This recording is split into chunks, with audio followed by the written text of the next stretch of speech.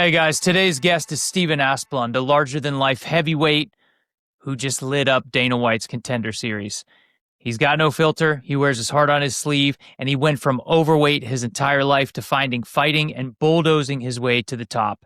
You are not going to want to miss his story before he steps into the octagon this weekend. Go check it out. What's going on, brother? How you doing today? Is that how you pronounce it, Asplund? Yep. What is that? Where's that come from? I'm not gonna lie, I don't know the origins, but I know we're Scandinavian. I know we're Scandinavian as hell. Somewhere up north. I don't know. Yeah, for sure. Somewhere where it's cold.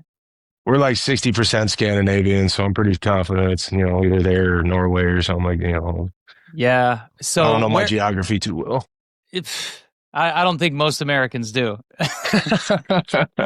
But then if you like, my roommates were Swedish, and they knew where every little place was, and I'm like, oh yeah, I know where that is. Yeah, sure. Yeah, I didn't graduate, much less be a fucking scholar in geography class. So I'm right. I'm gonna go back to school soon. Well, I'm from Pennsylvania, and I remember my dad has this, we'd go hunting, and he has this orange hoodie, and that thing was so warm, and it said Asplund on the back, really big, but it was PH. Oh, okay, yep, that's the tree company, or no, never mind. Yeah, you're right. No, it is a tree company. Oh, okay, yeah. So those guys are, they're up here. They're a pretty big conglomerate. So yeah, bastards, they took our name and all the money. Believe it. Where are you from? Where are you at I'm right from now? South Minneapolis. Okay, Minnesota. and that's where you're at right now? Yes, sir. Okay.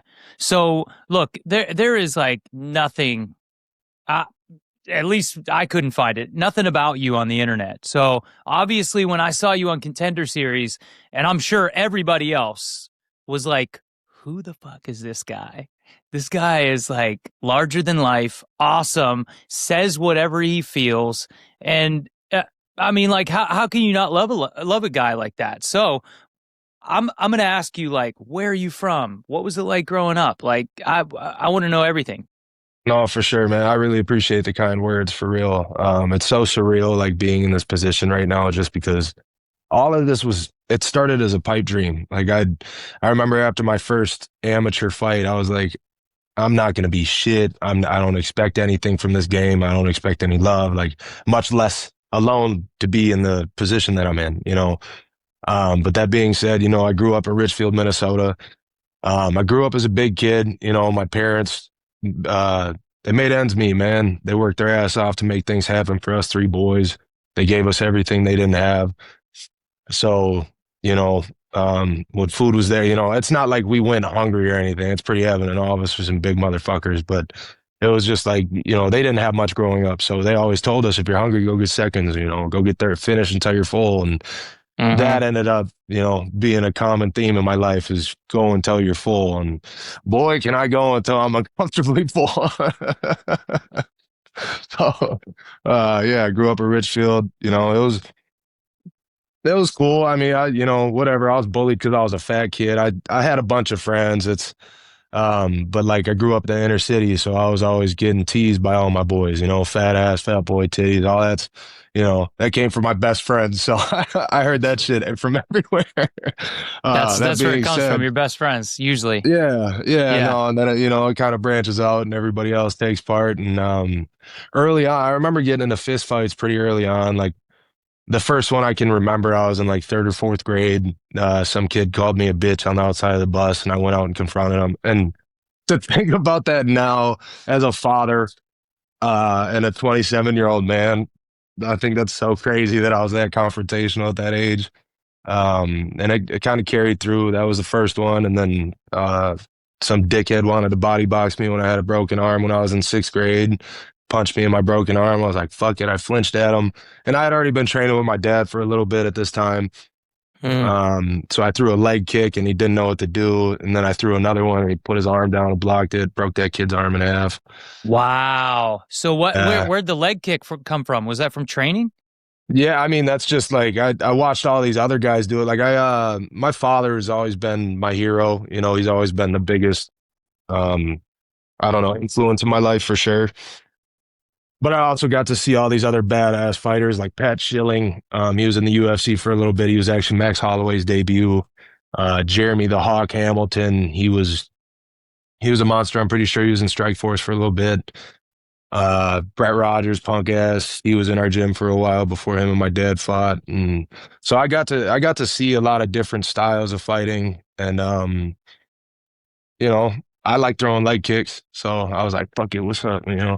Well, that's And then not easy. It's not easy to throw a kick. Like, I mean, I think I started training when I was like mid 30s, and throwing a kick is not. It's not easy. You see people who've never thrown a kick before, and they can't get their body to, the mechanics are really difficult.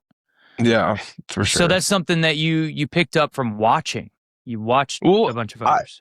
that's I mean that's not it's a little disingenuous on my end. My apologies. I was definitely taking part in class on occasion. Okay. I wasn't I wasn't there every day with them. I wasn't taking part in every single class. Like the main things that I remember is sparring adults when I was 12, 13 years old. And like, yeah, they took it easy on me, but I also remember going home with like bloody noses, black eyes, and dropping a couple adults at 13, 14 years old. So Wow.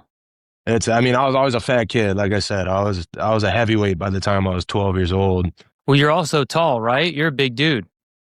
What's Yeah, I think I was 6'2" by the time I was 14 or 13. So I was, yeah. a grown man? Yeah, yeah. I definitely got into a lot of confrontation. Like at my dad's fights, I'll never forget, Treasure Island up here. I'm cheering for some guy that didn't have a lot of friends or family up there, and my brother and me met him at like the food court or some shit, and we said we'd be rooting for him. We were rooting for him. Some guy behind me was like, "Shut the fuck up!" And turned around, I looked at him. He was like, "Yeah, I'm talking to you." He didn't know I was 13 years old. And I remember I told my mom about it, and then we had a mob of people confront him, and he apologized. But yeah, it's Wow. always been like that. So your dad fought hmm He was the M- reason I fell in love with this shit. MMA. Your dad fought MMA, not like boxing or Yep, Muay MMA. Thai. MMA. Yes, sir. He went like it was something ridiculous. The second tour back because he started in early 2000s when there was no boxing commission involved. He's getting pulled out of the crowd drunk basically, and he had we have a bunch of photos and VHS tapes of that stuff, and it's so crazy looking back at that and like seeing the transformation because he ended up going on like a 19 fight run when he started back in '05, '06. Um, he ended up getting his call up to Bellator. He fought Brett Rogers, Bobby Lashley. He was supposed to fight Ron Sparks and Ollie Thompson. He fought Paula Nastula for KSW. So he's been around the world and fought some pretty decent names for sure. Wow. What do you mean called out of the audience drunk? They used to have like bar brawls, big boxing rings and shit in the middle of softball fields and shit like that. And they would call people out of the crowd to come fight. It sounds like my hometown. I mean, look, honestly, honestly, I feel like that's what my hometown wanted to be like, but they never were. It was just a big wrestling hometown, and everybody acted like they could fight. I don't think many people could, but you actually came from a fighting town. Well, I mean, so Minneapolis is so broad. There's fucking couple million people here. But that being said, you know, my old man he's from Minneapolis. He was a scrapper, and the way he always put it to me was like, I wish he was able to take part in some of these podcasts because his story's more incredible than mine. And he basically he used to tell me like I used to fight 4 or 5 people at a time. There's not a fucking chance that one guy's gonna take me out. So Wow. MMA is simple, and I wish my father would have been able to train as much as I'm able to, and as much as I put in, because if he was able to go as much as I do, or probably even 2/3 or half, like the dude could have reached some crazy heights. He's 5'11", 235 pounds, knocking guys bigger than me out cold. 5'11", 230. Yeah, When Wow. he first won his title, I think it was '09, 2010. He was like 230, 240, 5'11", just taking down monsters Wow. Well, the game's changed a lot. I mean, for it's sure. grown a lot. So, yeah, I hear what you're saying. I mean, dude, I feel free if I ask you any question, you want to throw your dad's story and go for it. Like, I will for sure. I will for yeah, sure. yeah. So when did you like watching your dad fight? You watched him like from one, two, three. Like you've always seen your dad fight or what? No, we were kept pretty far away from it up until I was about 10, 9 years old. And I think 10, that was the first time I ever watched him fight. He fought at the Myth nightclub out in White Bear Lake, Minnesota. And he ended up fighting fucking, gosh, I can't remember his name. Joe Berg. He was like a 200, fuck it. He looked super, I don't know, whatever. He looked like what old school heavyweights look like, you know. Mm-hmm. And him and my dad were going at it. My dad was piecing him the fuck up, and dude took him down and relatively early in the first. It's always been our crux. But no, he took him down, and the guy's on top of him. And my dad really didn't know what to do to get him off. So the guy's in Mm-hmm. full mount, and he's just pitter pattering at him. Like my dad throws up his arms, trying to bait the guy into taking an arm bar. The guy does. My dad rolls on top, ends up getting a full mount, finishes him with some pretty nasty ground and pound. And I'll never forget listening to the crowd and seeing the lights and watching my dad sit on that cage. I was fucking, oh, I'm gonna get emotional. Um, and watching him take in this glory. And I was just like, oh my God, like this shit is crazy, dude. There's music blaring everywhere. There's only like 300-400 people in the nightclub, but man, it felt like the world was there. And Wow. that was definitely the first time I fell in love with it in person, for sure. And there was no fear Oh attached to my that. God. Yeah, 100%. I was like, what? Like, how could you not be afraid of your dad getting? If I watched my dad get in a fight before, it Oh, scared the shit dude. out of me. No, it's scary, but like my old man is always, we've always heard stories just about, he's always, every time we've asked him questions, he's been pretty open with us. And my parents raised themselves, man. They didn't have people to actually care for them and people to fucking look out for them. Their parents weren't there. And I'm great. They found each other at 14 years old or 13 years old, which is insane to think about. And like, they're the only reason I believe love stories. I swear to God. Wow. Yeah, no, he's just hearing his stories, man. He was 26 by the time he had all three of us, I believe. And he was a wild boy. He had to survive, and he fought for everything he fucking had, and him and my mother have beat the odds for sure. So seeing him step into the cage, I'm like, fuck, he was really about to fight this guy. But at the same time, that's my daddy, so he's Superman to me. I ain't worried Yep. about it. Let's go. Yep. So when the guy got on top of your dad full mount and started hitting him a bit. Yeah, that's tough. That shit's it's terrible, man. I didn't see my dad lose for 17 fights in a row because his first record got wiped away just because the boxing commission wasn't involved. There wasn't anything going on with that. And Mm. he went like 4-1 for his first run. He didn't get a chance to be an amateur. He didn't get a chance to learn real martial arts or like learn under a good gym when he was coming up. And then he got picked up by Ambition, Mike Riley. But um, no, man, he was just a slugger. I'm sorry, I probably misanswered that question. No, not at all. Okay, my bad. I'm just curious. Like, you see kids like, young kids watching their parent fight in the octagon, and I think a lot of people wonder like what's going on in the kid's head. You have kids, right? Yeah, I have a little girl that turns 4 this December, Yeah. So and you wonder like what's going on in that little brain? What's happening? uh, as a parent now, um, if she wants to go at 10, 11 years old, that's fine. You can come, but I'm definitely gonna lay out the risks and explain to her like she knows now what I do, and I ask her all the time. Afterwards, she always talk about when I'm gone. Daddy, I saw you on TV, and I'm like, did you like it? Was it cool?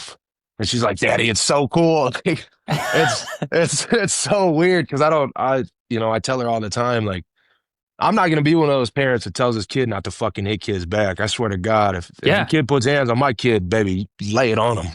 Yep.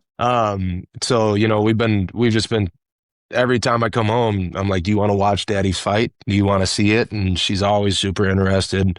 I've shown her some of the tougher ones. I've shown her the loss before, and I've shown her, the brawl with Larry Gonzalez, and I just want her to understand what it is, the risks and the rewards. And now that we're Mm-hmm. here, like the rewards are going to be so supple. I get a chance to send my baby to college and shit, and she ain't got to worry about that. I don't ever have to worry about getting my kid diapers again, and it's just it's a nice feeling.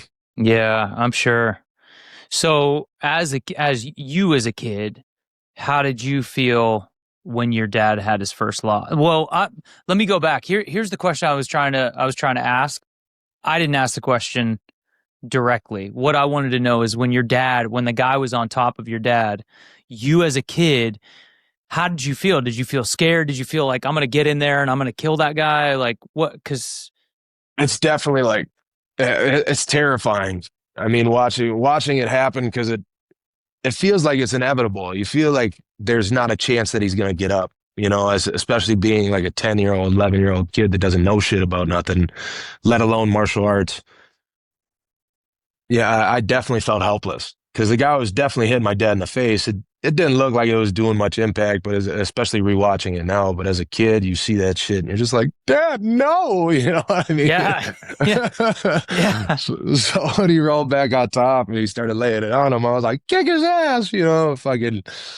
I hope my mom didn't hear me. The lady just slapped the shit out of me, but no, it's terrifying, but when he got back on top, it's just like this is what it's all worth, And when he took his Yeah. first loss, that shit was devastating. I'll never forget that feeling. It was just like like my fucking dog died, dude. It Mm, sucked. I accidentally put a hole in our ceiling actually when they were fighting because the wow. most significant loss, I think his first loss really was Brett Rogers, the first significant one that I can remember, and that one was because we were like family with Brett, and every time that motherfucker went to jail, he ended up living with us and shit. So it's just like when they ended up fighting, that was like my uncle and my dad are sitting there brawling it out, and it was tough because I know my dad had more in the gas tank, but his fucking eye was just so swollen, like it was literally swollen completely shut. And I'll never forget when he got home, we're sitting there talking about it, and he's like, "Yeah, no, I fucked up." And when I was walking back to my corner, I told Mike. Mike was our coach. He's like, "Mike, I can't see out of my eye." And the doctor was right behind him. He didn't know that. And the doctor's like, Mm, "What?"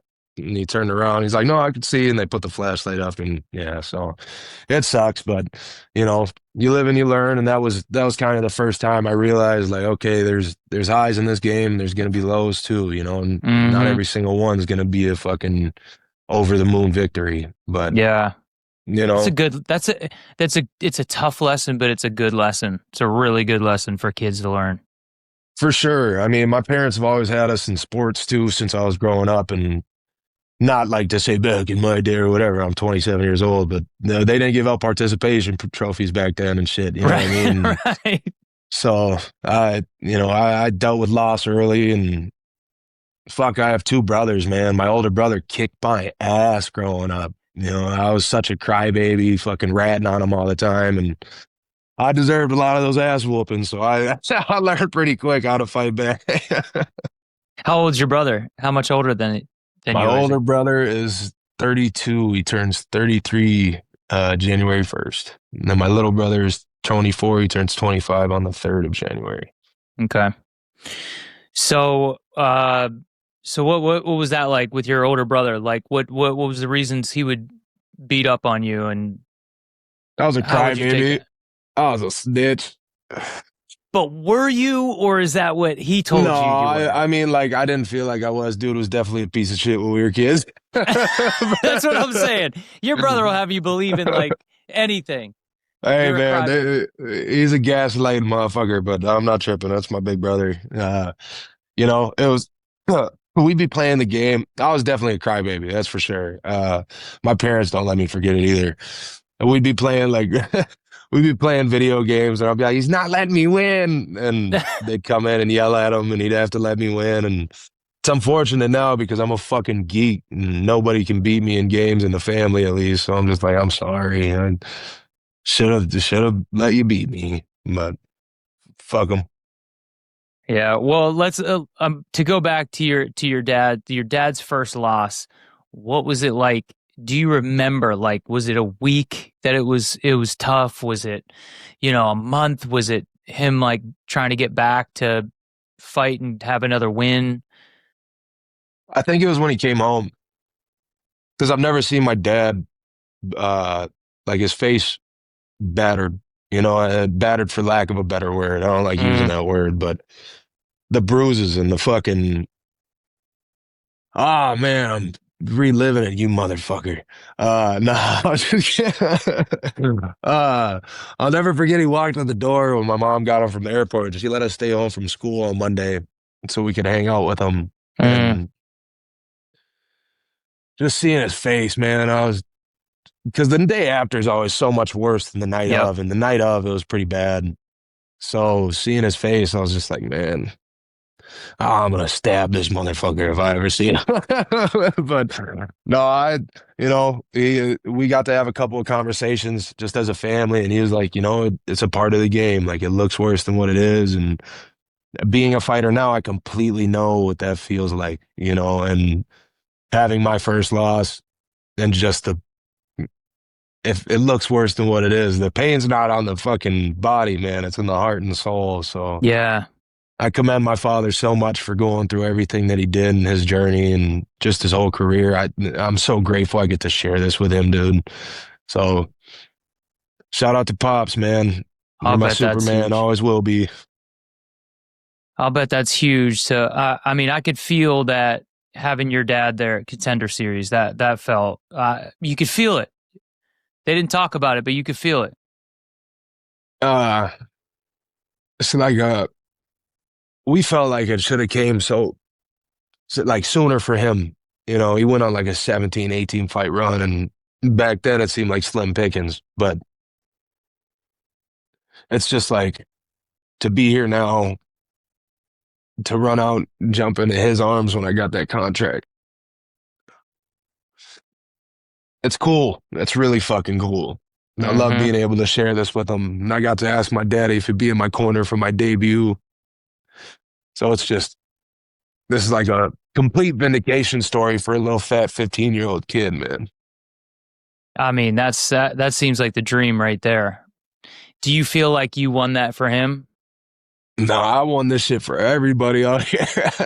This is for our family. Like, it's for my daughters, for my lady, it's for my mom, it's for my brothers, it's for my team. Like, everybody puts so much time and effort and care into me. Like, I don't know how the fuck I could fail when I have this many people behind me and this many people supporting me the way that they do. Mm. And there's a reason, like, I don't take this shit lightly. Like, I work my ass off every camp, and I think I have the best training room in the U.S., in the world. Tommy Peterson, Isaiah Gomez, Guzzi Hines, Lawrence Phillips. Fucking, I'm just grateful. Our coaches put a lot into us, and I did this for all of our team, man. I feel like I'd be remiss if I said it was just for him or just for me. Yeah. Well, that's really beautiful. I mean, it's really selfless. A lot of people could say, I worked hard for this shit. This is hard work, my hard work. It's hard work, but fuck, man, who am I without the people that have helped build me? Because if I was Yeah. doing this by myself, I'd end up like Anthony Garasio. Bastard. Training out of your garage. Oh, fuck Yeah. that guy. Oh, sorry. All right. No, it's all right. So what about your brother? Do your brothers train? My older brother, he actually had two amateur fights before I was 18. He went 2-0, one really fast knockout, I think in like 25, 30 seconds, broke the guy's jaw. And then the second one was for King of the Cage. He fought at super heavyweight that one and ended up choking out their champion. And then, life took its course and he's kind of got out of shape and just doesn't really have the want to train. I Mm. tried to convince him a couple of years ago though. I was like, dude, like I'm finally in shape. Let's fucking go. Me and you could tear this at least the Midwest up, you know? And my little brother actually started training relatively soon after I did. And I forget his record. I think he was 2-2. He had some pretty gnarly wins and some pretty solid losses. The only people he lost to went on to do pretty decent shit. Like Guzzi's in the UFC now, and they fought when they were amateurs. So, um, yeah, he actually went through a couple back surgeries, so he's probably not going to be able to fight anytime soon. But Your brother did? yeah, Wow, yeah, what he's happened? we actually have a degenerative disease in our family. I don't know if it's hit me yet. I fucking hate going to the hospital and figuring that shit out. So we'll see when the time Wow. comes. Yeah. But he had a pretty bad car accident and fractured some vertebrae, I believe. I don't know exactly what it was, but he ended up having to have a cage on his back. He got into another car accident a couple years later, and it ripped the cage up and he re-broke some more vertebrae, and so he had to have another fucking pretty risky surgery, and they saved him for sure. He's able to walk, and he has a lot minimal pain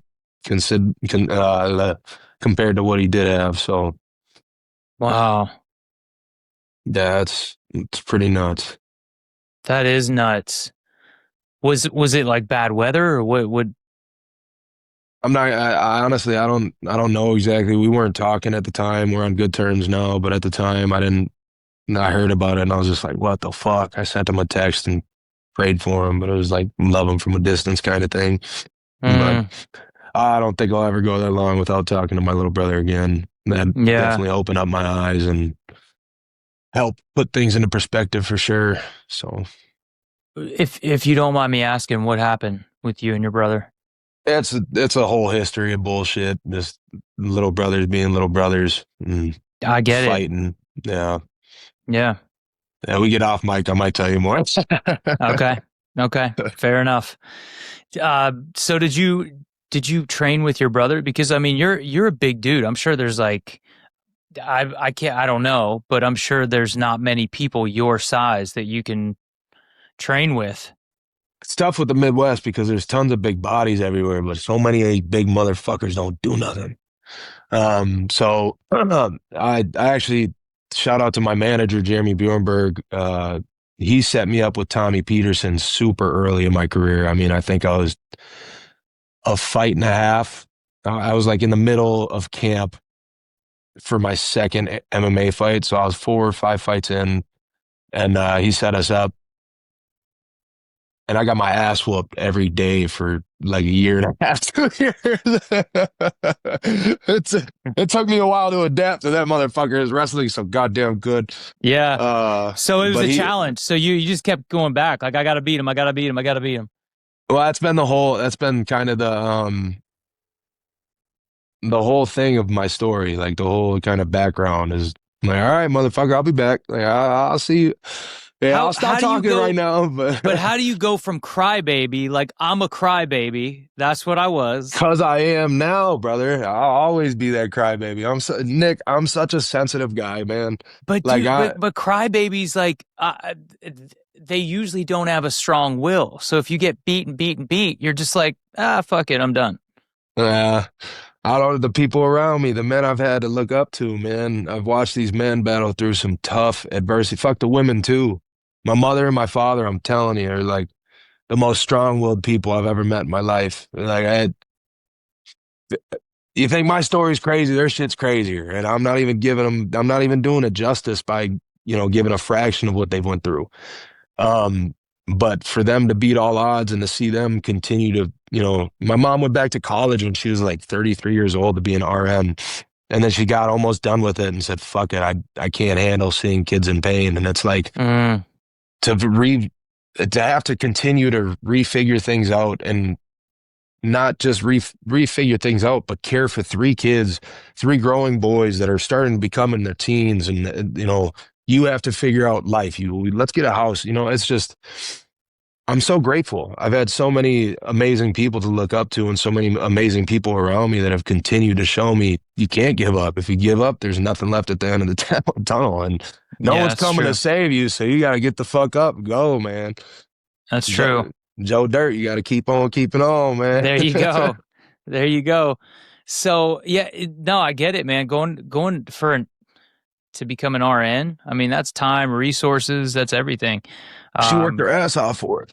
She yeah. got super close too, man. So when you say crybaby, are you talking like you're really sensitive, or are you saying like, oh no, I just cried a lot about everything? Or are you just like a sensitive guy? I think it might be both. Like as a kid, I was definitely like with my brothers at least. I don't know.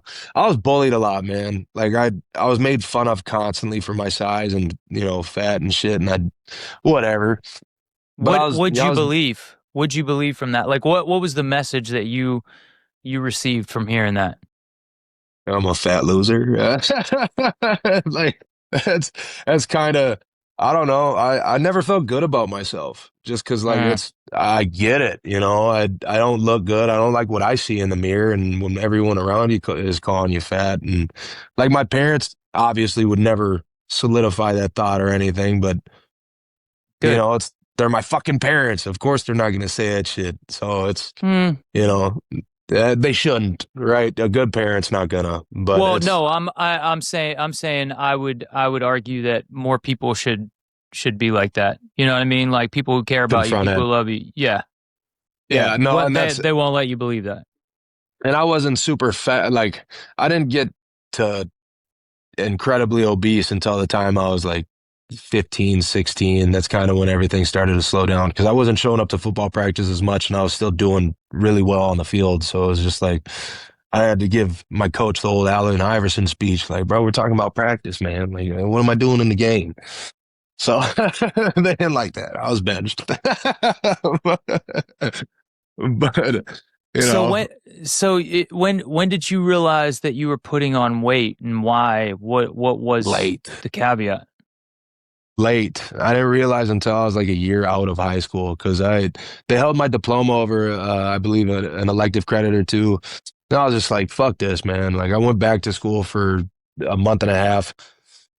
And I was just embarrassed because I transferred schools from Richfield, where I grew up, over to Edina to get a better education and a chance at football scholarships. I got all the scholarships, but I didn't give a shit about school. And as soon as all the scouts asked for my transcripts, I couldn't do nothing with me because I wasn't even going to graduate on time. So that was super deflating. That kind of drove everything a little further. I wasn't playing football anymore. I didn't have a reason to work out anymore. Mm-hmm. So I ended up moving out of my parents' house in a apartment with two of these little rednecks from Roseau, Minnesota, two of my homies, and I was working as a delivery driver for Devani's. Devani's is a like Midwestern deep dish pizza place, and I was eating maybe a large deep dish pizza a day because it'd come out of my check. I was making tips. And I wasn't making a whole lot anyways hourly, so it was like I'm not seeing much. So it's like whatever, I'm not seeing the money leave. And I was working as a security guard, yeah, as a bouncer for Cowboy Jacks. Just staying up till 4 a.m., 5 a.m., eating like shit the whole time I'm up, not doing anything. On the occasional fist fight at the bar. And then, I don't know, something finally clicked. I was like 19 years old. I was working at Xfinity as a sales rep. It was the dead of winter. I think it was middle of December, it's fucking 20, 15 degrees outside. And I'm wearing like a 3/4 zip. And I'm sweating like a stuck pig. And this is right around the Mm. time I started smoking weed pretty consistently.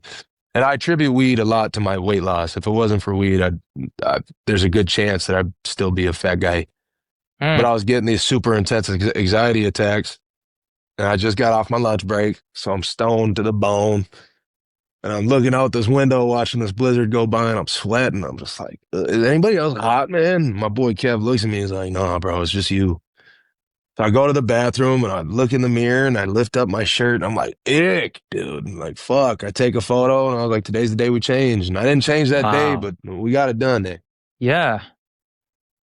So then you started what? Dieting, working out, all of it? What would you start doing? Not even really dieting. I mean, it took me about a month to get going on everything. Me and my boy got a lifetime membership, and I was super into basketball. I was still a big, I still love sports. So me and him would go play basketball for hour and a half, 2 hours. I'd run up and down the court as much as I could.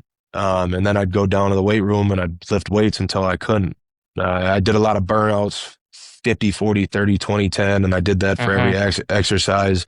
And I didn't start with super minimal weight. Like the smallest weight I started with was like 15, and that was just for my delts.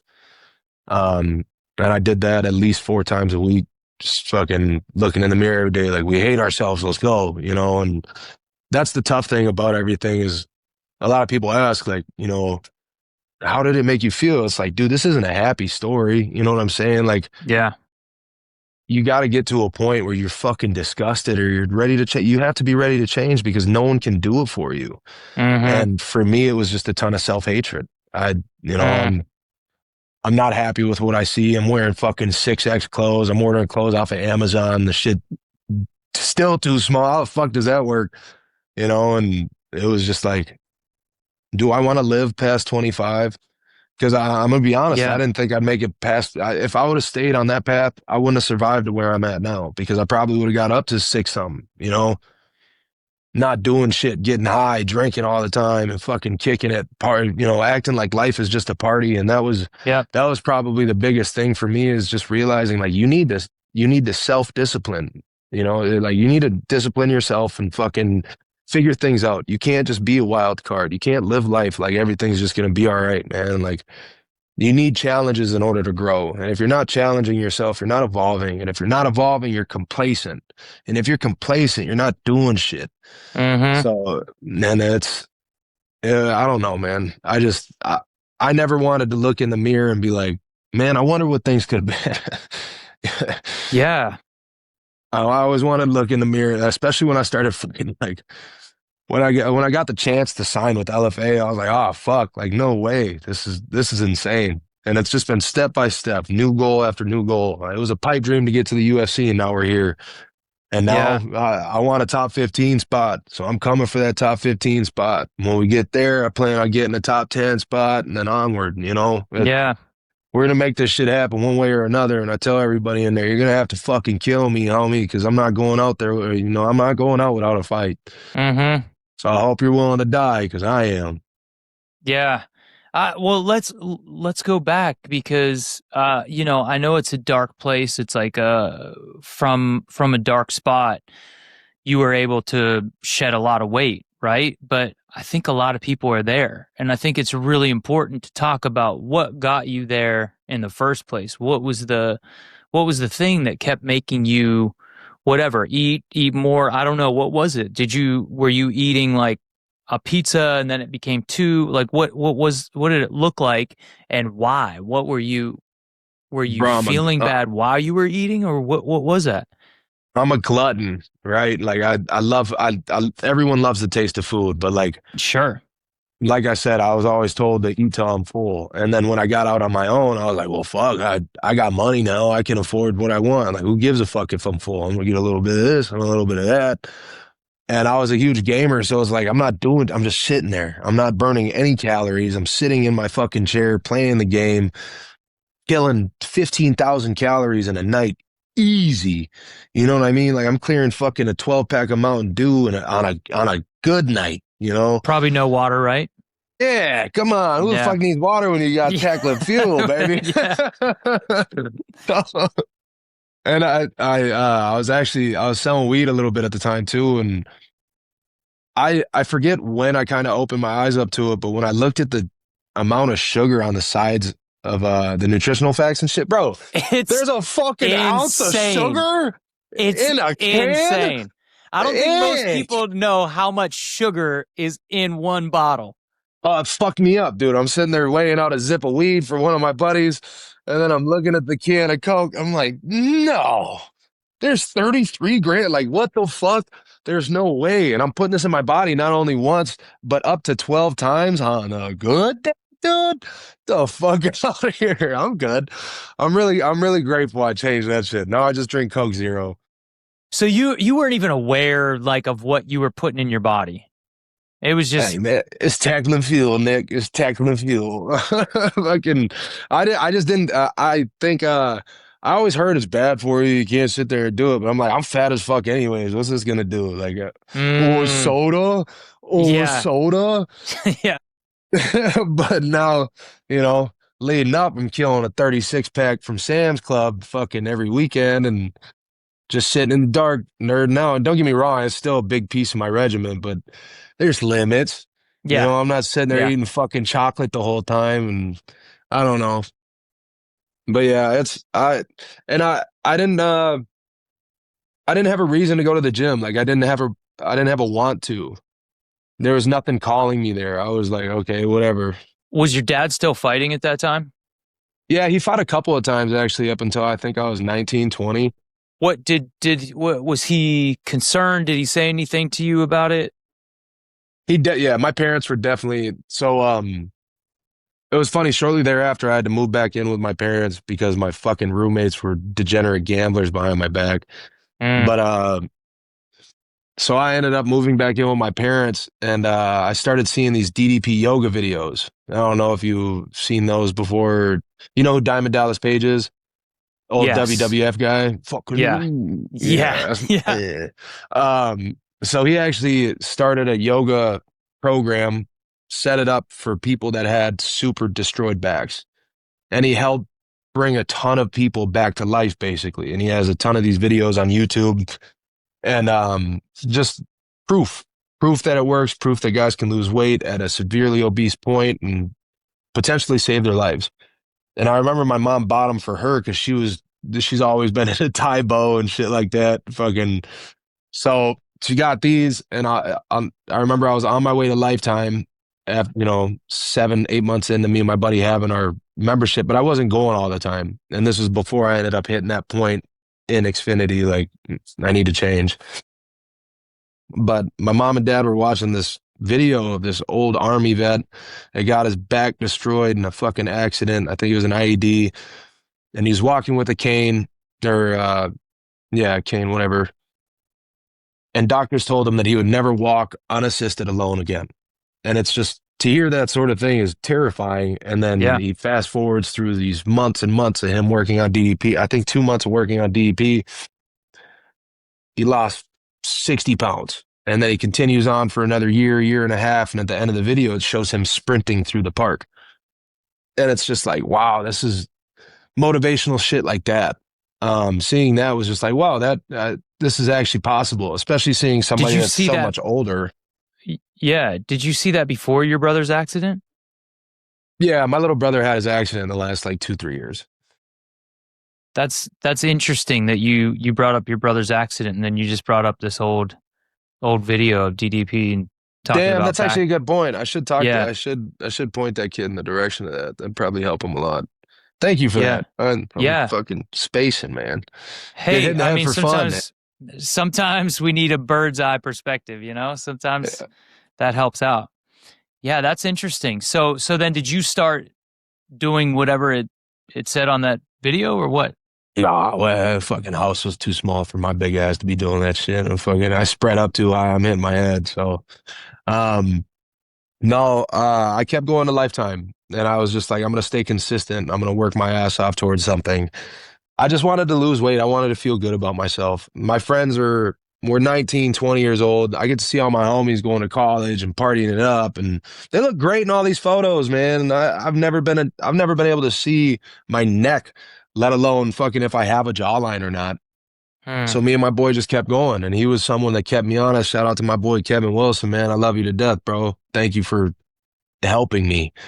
And I had a lot of other guys that I was inspired by that I wanted to be like. My boy Chris Witt, he's an ex-Marine, big chisel dude that I worked with the Cowboys. You know, we were bouncers, and he was someone that was like, bro, you're a big motherfucker. Like, you start lifting weights, you could get in crazy shape. Like, you could actually change your life.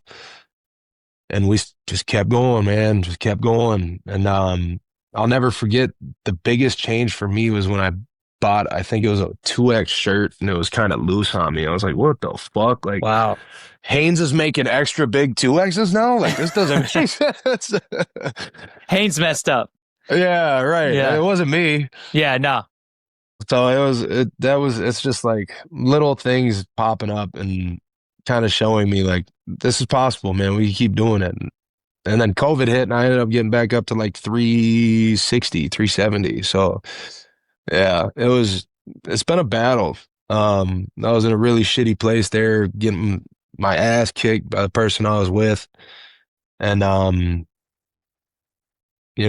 just made it worse. I was a borderline alcoholic, fucking drinking every day, playing What the do you mean? game. What do you mean when you say getting your ass kicked by the Oh, person bro, you I were was with? getting fucking punched in the face and slapped and shit. I used to have shoulder-length long hair. I wish I had the patience to grow it back out, but this You're fucking saying bit. it. You're saying the relationship you were in. Oh yeah, yeah. So it just Wow. continuously just got worse. And I remember just gaining weight because I'd have to say I was an alcoholic. I was drinking every day from like 3 p.m. on. I'd stay up till 4 a.m. drinking. And What were you like when you did drink? Because you can have like you have angry alcoholics. You have oh, for sure. Yeah, I was sad. people are just belligerent. You were sad. Yeah. Yeah, Uh, especially the circumstance. I mean, I was just like, well, I they was call it playing. spirits, right? Yeah, no shit. So sometimes it really highlights what's going on deep down that you need to work on. Yeah, it was a lot. It was an uphill battle, man. It was tough to find myself in that moment, in those moments, because I fought with thoughts of suicide when I was a teenager and Uh, just battling depression and anxiety and stuff like that. Who doesn't, especially in this day and age? yeah, But but why? But specifically you, why?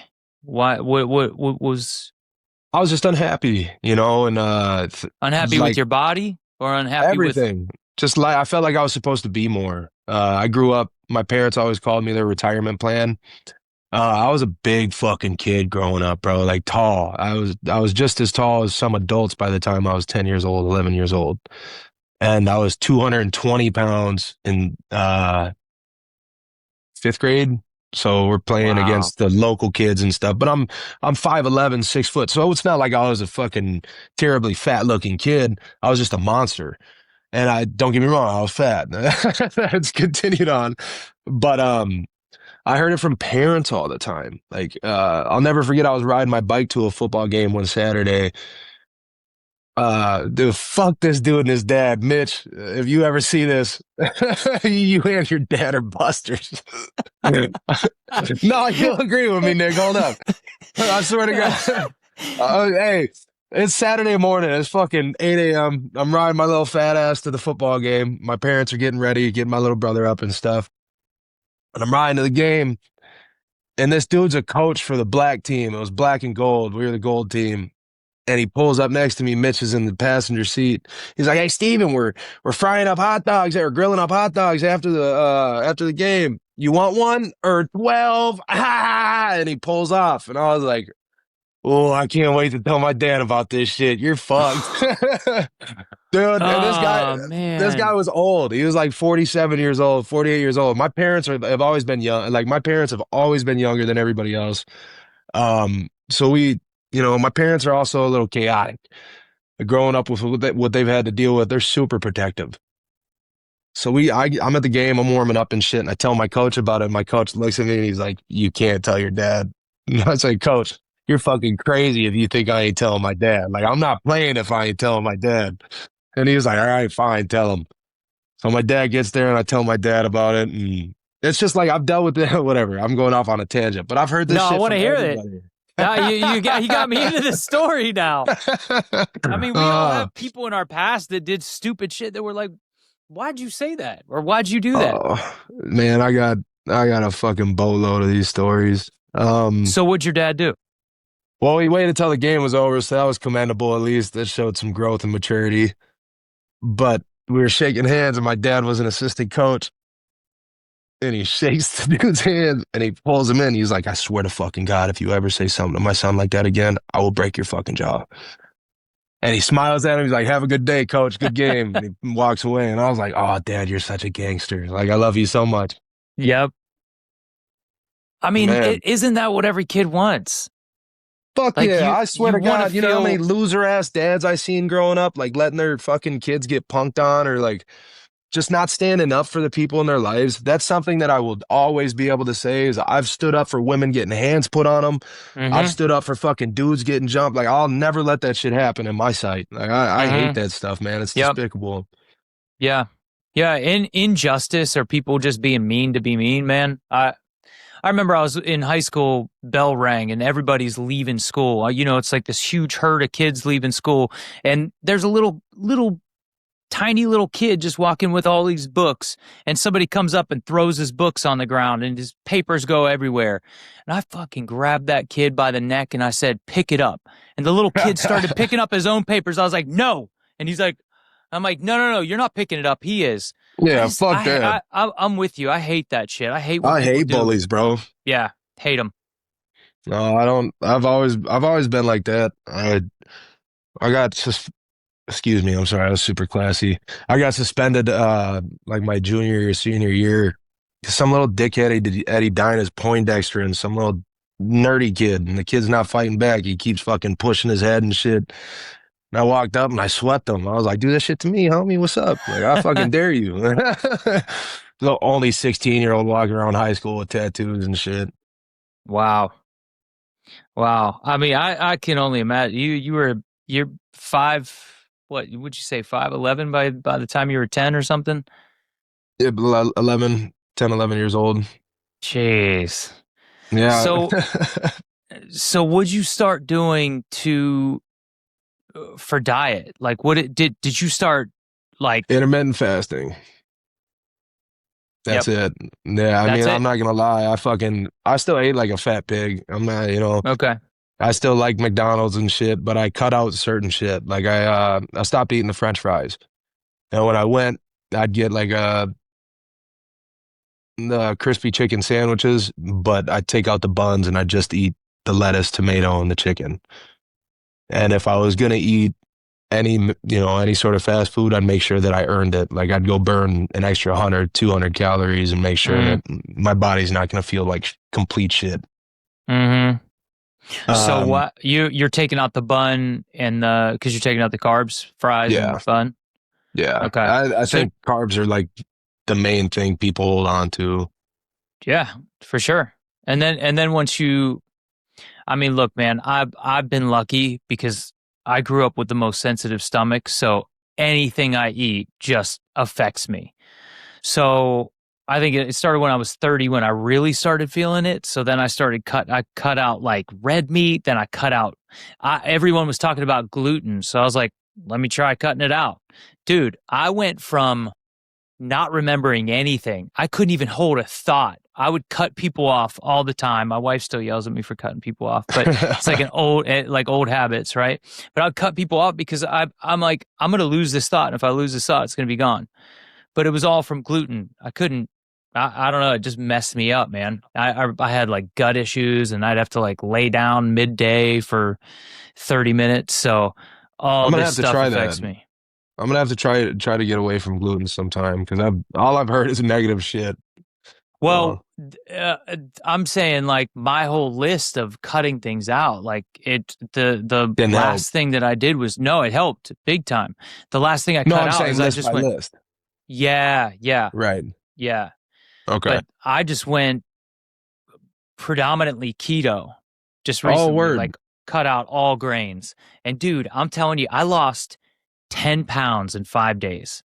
Oh my Like goodness. I'm talking water weight, just water Man, what are weight. you smoking crack, Nick? What the hell? I know. I but one thing is like I could tell throwing combos on a bag, I am light years faster than I used to Wow. be. Okay. It's really weird. And then people I train with were like, they're like, you are so fast. And I'm like, I think everybody could get there if they just cut out some grains and sugar. No, it Yeah. makes sense, man. I can't believe the change in feeling of my body when I cut that shit out. Like, Yeah. seriously, That's it. especially if I limit it. and I'm only bringing in like brown rice or something on occasion. It's a night and day difference. It took me a while to get used to the carnivore diet, and that's actually what kind of set me off on the second round of weight loss, is I just Mm, started eating bottom round steaks every day and made a pretty big difference. yeah. Well, when I heard a doctor say, because I was eating, I was making sure I had a carb with every meal, right? Like I would have uh, a little breakfast burrito in the morning that I would make myself with egg whites, but then I would have quinoa and meat the next, lunch, and then quinoa or rice for dinner. And on top of that, you're having like, your little piece of chocolate or cookie or whatever you're having just to make yourself feel better after a meal. And fruit on top of that. And the doctor was just like, think about all that stuff. All of Yeah. that ends up converting to sugar. The rice converts to sugar, the quinoa, the flour tortilla, and then you're having your sugar on top of that, which, like, if you're eating a banana, that's the most sugar. All those things. And then I was like, holy shit, I am taking in so much sugar.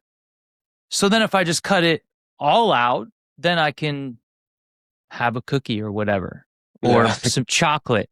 And and it worked for me. I feel better than 100%. I've ever felt. And I'm 41. I'm in the best shape I've ever been at 41. I did not expect you to say 41. Holy shit. You Thank look you. good, dude. Yeah, thank you. Yeah, so you did intermittent fasting. That's what you're doing right now. Yeah, yep. I relied pretty heavily on that. I upped my water intake like crazy. I Yeah. was drinking close to a gallon a day, but instead I started doing like 3 to 4. Um, Whoa, is that what you should have for your body weight? well, I don't know for sure. I mean, I've never thought about that, but like I'm a heavy sweater, man, and especially like just recently I got laid off from my concrete job. Are you familiar with concrete work at all? A little bit. So they call it, like, when I'm pulling back concrete, that's just called rotting off. Okay. And we did, I don't know, anywhere from like 60 to 80 yards a day uh, of concrete.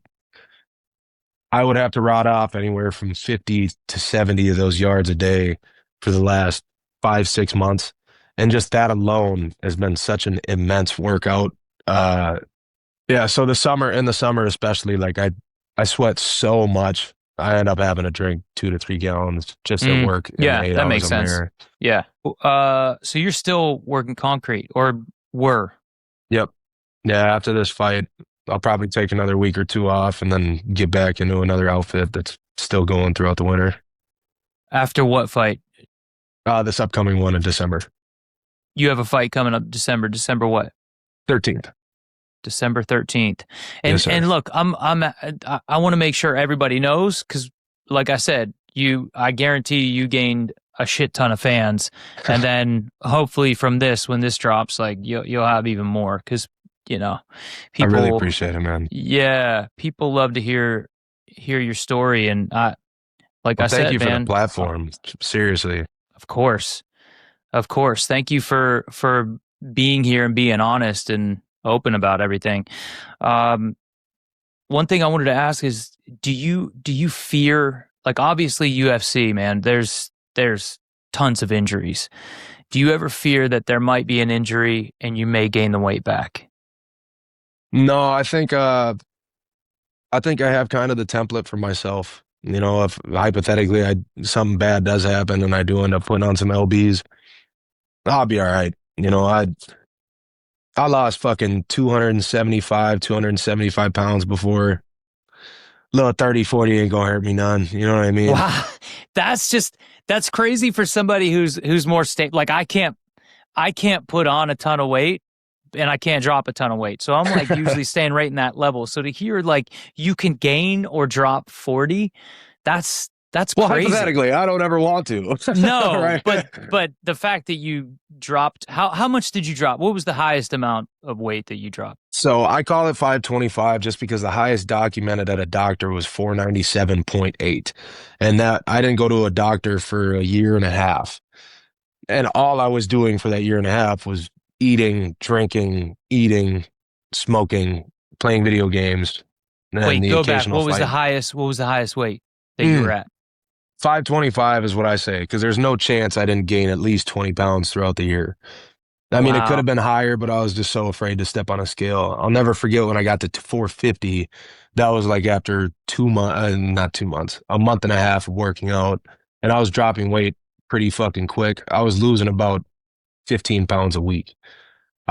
It went so fast the first time, and then when I ended up putting it back on, it was kind of more of a rebuilding because I started lifting a lot more weights the second time around, doing more calisthenics, getting more strength in my shoulders and stuff. I wasn't able to do pull-ups before, and now I'm able to do a couple of pull-ups, so that's cool. So 525 was the heaviest. What is that, quarter ton? Fuck, don't say that. You, Uh, yeah. I'm just saying, like, I know, let's I'm like just giving you a hard it's time. well, Call it but what it wow. is, fatty. No, not it. No, no. I told you. I don't like people like that. We No, already I know. talked I'm about just people fucking. like that. But I'm just saying, like, when you think about it like that, what have you ever thought of it that way? Man, I think about it a lot. I'm not gonna But lie, I'm but saying I've never. a quarter ton. No, no. It's bro. Me, I could have almost been on my 500 pound sisters or whatever, my 600 pound life. Like that's fucking insane. And that's the craziest thing that I think about is I was so young at that weight, but I wasn't ever restricted. Like I was still running around. I was still having a life. And that's something that kind of blows me away is like I didn't e- everyone says they didn't believe I was 525, but I sure felt every fucking ounce of that Mm, 525. Like it was yeah. so I'll never forget laying down on my back with like two pillows and my chest came up to my neck and I was like, "Oh fuck." Like I'm Wow. getting choked by my titties, man. This is wild. I mean, people like you said before, people could be so cruel. What would you tell people like if you had just a platform where everybody's listening to you because you're you're at a good weight now. What would you I tell appreciate that. people? What would you tell people like to consider when they see someone like that and they're thinking cruel thoughts or about to say something mean? Like Uh, what would you tell them so that they could understand where that person's at? I don't know, man. I think it just comes with being compassionate. Like I honestly, I just feel like people are assholes, like especially in today's age. You don't know what people are going through. That's basically it. A lot of people feel like they're stuck there. A lot of people are battling depression and self-hatred and stuff, but the self-hatred is what drove me. And every story's different, every person's different. But, you know, I only got skinny so I could call fat people fat. No, I'm just kidding. I'm totally kidding. It's it's tough, man, because I know what it's like and I know how different bigger people are treated. And Mm-hmm. that's the thing is like I try to be commending the people that I see at the gym that are big. Like Yeah. I'll bring up photos of little chubby kid, and I hope it's not like offensive to people. I don't ever mean to Right. overstep, but I bring up photos of myself and I'm like, hey, like just so you know, man, I used to be 525. Like just keep working your ass off. You got this shit, just try to Yeah. be kind words. Yeah. You gotta spread love in this life, man. Life is so For sure. short and For sure, man. There's not many wins in this world. no, no, and everyone makes it so much harder on everybody else. Yep. Fucking spread some love, smile at people, be kind. It's so much easier. It's so much more fun. Yeah. Well, it sounds like you have so much to offer. Like, dude, this is just light bulb going off. Like it seems like you have so much to offer and you said you see a lot of people who are heavier, overweight in your town. How can you help? How would you be able to help? I mean, like you're already doing things here and there by, telling them like, here's where I used to be. Man, I actually was on Fox 9 last year because my story got picked up when I was asking for sponsors before a fight. Then I had an interview and it's so crazy because the end of it was like he's hoping for a UFC contract and now we're here. And I don't know if they're checking back in at all or whatever, but I'd be happy to do another thing, just trying to inspire more kids because I got so many messages from kids all over the world after that, let alone after the UFC win. After I got on from the Contender Series, man, I got so many messages from kids and it's so humbling because I never thought in a million years that this would be the position that I'm in. I never thought that I'd be inspiring, let alone people would ask me, like, how did you do this? I got a message from one kid stuck out to me in Brazil, and he was just telling me how like inspiring it was to see somebody that he felt looked like him go out there and do what I did on the platform that it was. And it fucking made me cry because it's, who am I? I'm nobody. And to be in this position, to have this platform, to have a performance like that and not be such an egregious dickhead or abrasive person. Like I'm grateful that I've had all these opportunities and all the roughneck shit I had to go through as a kid, because if it wasn't for that, I wouldn't be the man that I am today. Yep. So, Yeah. you know. Yeah. I was just going to say, I would empower you to realize that you have been put in this position, that you are somebody, that you are in this I appreciate you position to saying help that, people brother. out now. Yeah. I mean, I've heard other people where they get put in a big position where they're like not aware that they're in that spot yet. And then they realize like, whoa, I got placed in this position and now I got to step into my role. Right. So When I was coming up, like I always just wanted to say, like I wanted to reach the potential that God had for me. You know, I'm pretty religious. I grew up as a Christian and I battled a lot of stuff that I feel like makes it difficult for me to ever try to renounce that. And I'm just grateful. I feel like every step of the way it's been God, and everything that I've asked for, He's given me patience and strength and understanding. If I'd be able to go back in time and talk to my little 15 fat ass year old self and just be like, yo, like we're a professional fighter now. And not only that, but we're in the UFC, kid. Like it's crazy. And all that I hope in this life is that I inspire. I can't believe I'm in this position. I can't believe I have this platform. But I always pour my heart and soul into these fights and these training camps because I don't want to let the little fat kids down. I don't want to let my family down. And this is for everybody, man. Obviously it's for me, but this is for everybody. This is going to be quite the journey, man. I think we're here for a pretty long time. I'm going to keep putting on Stephen Concrete shows. I haven't had a boring fight as a professional, man. We're just going to keep these motherfuckers rocking. So win, lose, or draw, baby, I'm pouring my heart on the canvas, and I'm grateful. That's beautiful, man. I think that's a great place to stop right there. I appreciate you, man. Thank you so much for your time. Thank you for the platform again. Yeah, I appreciate you, man. I really do. It was really great getting to know you. I mean, you're a great dude, Ditto, great brother. fighter, great Thank you. inspiration. You really are, man. You are really inspiring. You're gonna make me cry harder, man. Thank you. Well, you said you're a crybaby, so I was trying to test it. I told you, dude. I was God. testing it. Yeah, thanks, man. I appreciate it. Thank you, brother. Seriously, I appreciate you and your time. The Heart of the Bad Wolf is created and hosted by Nicholas James Muscarella. Produced by Nicholas James Muscarella and Robert Altschuler. Edited, recorded, and mixed by Robert Altschuler at Command Creative Studios.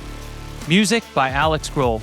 Special thanks to every fighter who shared their story and their wolf. Don't forget to hit the like, follow, and subscribe button on your favorite podcast platform to get notified when new episodes drop. Also, make sure you follow us on Instagram and subscribe to our YouTube channel at Heart of the Bad Wolf.